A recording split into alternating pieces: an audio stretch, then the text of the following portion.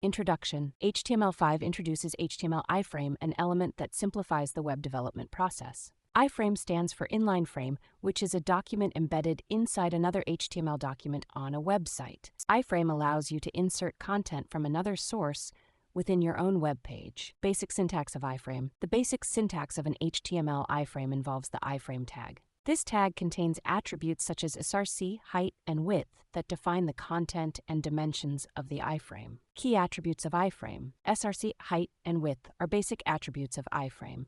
Sr stock attribute allows you to write the HTML content of the iframe directly into your document. Sandbox attribute provides an extra layer of security by restricting the actions that the content within the iframe can perform.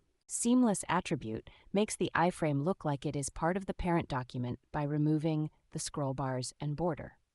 Allow full screen attribute permits the iframe to be displayed in full screen mode. Embedding content with iframe. Iframes can be used to embed various types of content into your web page. Iframes can be used to display any web page within your own site. Iframes can also be used to embed videos from platforms like YouTube or Vimeo. Common errors and how to avoid them.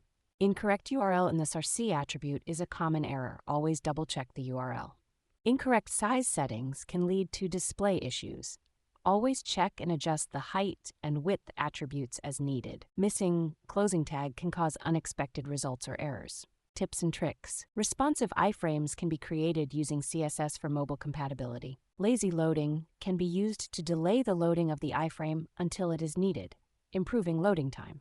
Use of title attribute provides a name to the iframe, which aids in accessibility. Conclusion. HTML iframes are a powerful tool in web development. With careful use and attention to detail, you can avoid common errors and create dynamic, interactive, and engaging web content.